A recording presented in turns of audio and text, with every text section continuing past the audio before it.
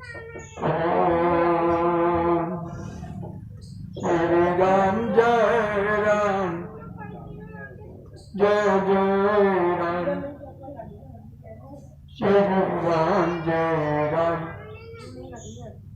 जय जय राम श्री राम जय राम जय जय राम बोलो रामचंद्र भगवान की जय शंकर भगवान की जय हनुमान हरि की जय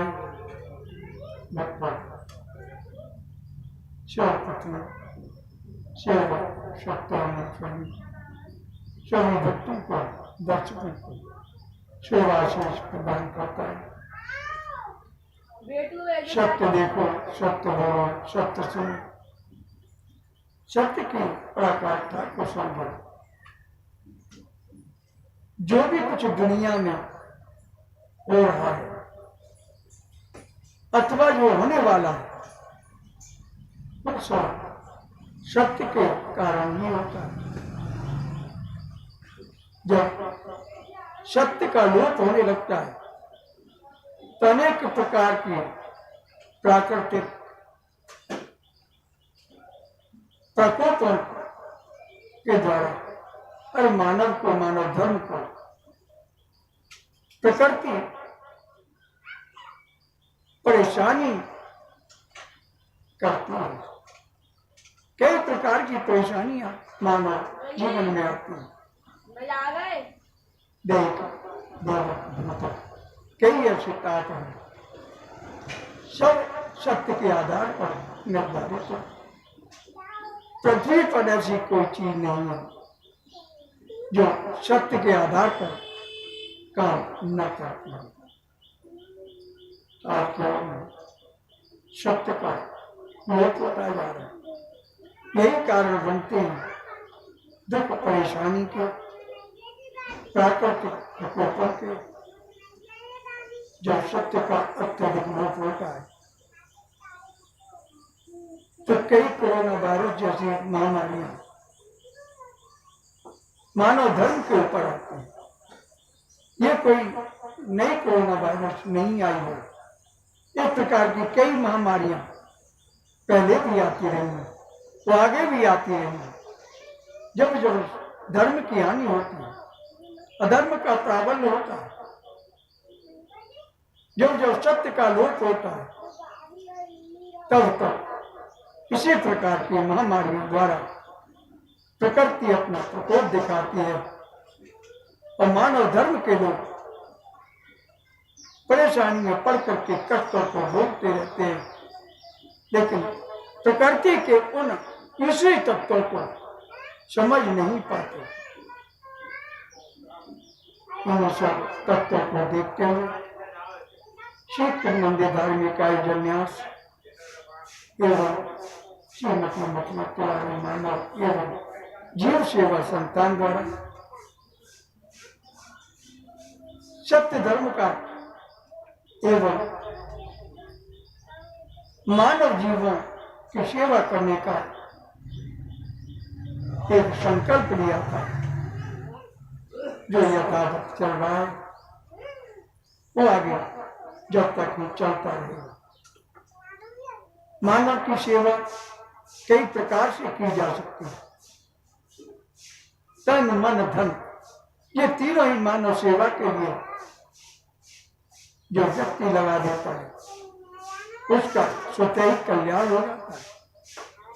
अरे धन नहीं है तो अपने मेहनत करके इस तन के द्वारा मानव की सेवा भी की जा सकती है।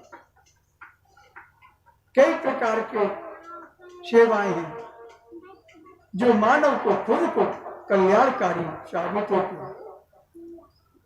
मानव जानता सब लेकिन करता नहीं है, न करने की कभी कोई कोशिश करता है।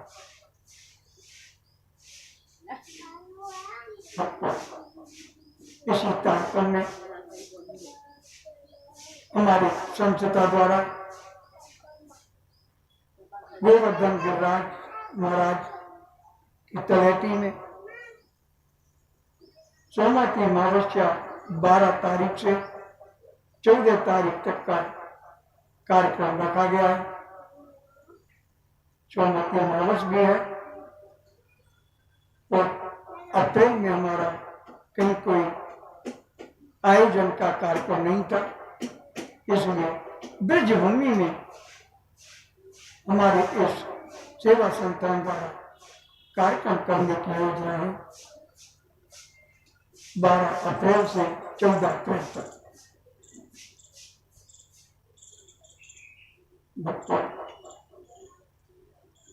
हर मानव धर्म में, हर मानव के जीवन में 7 दिनों का बहुत ही महत्व माना गया है। उसी के ऊपर हमारा एक कार्यक्रम चल रहा है, सप्तवार व्रत कथा। 7 दिन हर मानव के जीवन का मुख्य पहलू है। इन्हीं 7 दिनों में मानव जन्म लेता है, इन्हीं 7 दिनों में मानव मेहनत करके अपने परिवार को पालता है, वह बनता है। इन्हीं 7 दिनों में उस मानव का अंत भी हो जाता है। इसीलिए ये 7 दिन हर मानव के लिए, हर जीव के लिए बहुत ही उपयोगिता वाले माने गए। वो हर दिन किसी ना किसी देवता का दिन माना गया है। उनकी व्रत और कथाएं भी प्रचलित हैं। उसी के तात्पर्य आज गुरुवार है, तो गुरुवार का व्रत कैसे करना चाहिए, क्या विधि है और उसकी क्या कथा है, यही सब कुछ इसमें बताया गया है। तो आज बृहस्पतिवार के व्रत की कथा की विधि क्या है, इसके बाद कथा प्रारंभ होगी। शंकर भगवान की जय। तो बृहस्पतिवार के दिन बृहस्पतेश्वर महादेव जी का पूजन किया जाता है। भोलेनाथ महागुरु, इसलिए यहाँ पर बृहस्पतिवार के दिन बृहस्पतेश्वर महादेव का रूप धारण कर लिया उन्होंने, जो भोलेनाथ जी का ही रूप है, तो उनकी पूजा होती है। दिन में एक समय ही भोजन करें, पीले वस्त्र धारण करें, पीले पुष्पों को धारण करें, भोजन भी हो सके तो चने की दाल का करें, नमक नहीं खाना चाहिए।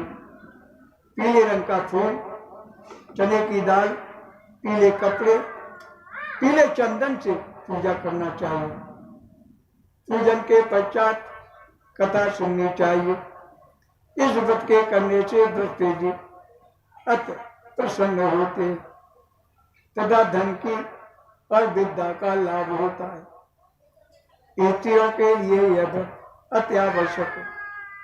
इस व्रत में केले का पूजन होता है। शंकर भगवान की जय। इसकी कथा करें। किसी गांव में एक साहूकार रहा करता था। उसके घर में अन्न, वस्त्र और धन किसी की कोई कमी नहीं थी, परंतु उसकी स्त्री बहुत ही कृपण थी। किसी भिक्षार्थी को कभी कुछ नहीं देती। सारे दिन घर के काम काज में लगी रहा करती थी। एक समय एक साधु महात्मा बृहस्पतिवार के दिन उसके द्वार पर आए और भिक्षा के लिए याचना करने लगे। स्त्री उस समय घर के आंगन को लीप रही थी। इस कारण साधु महाराज से कहने लगे कि महाराज, इस समय मैं तो घर लीप रही हूं, आपको कुछ दे नहीं सकते। फिर किसी दिन अवकाश के समय आना।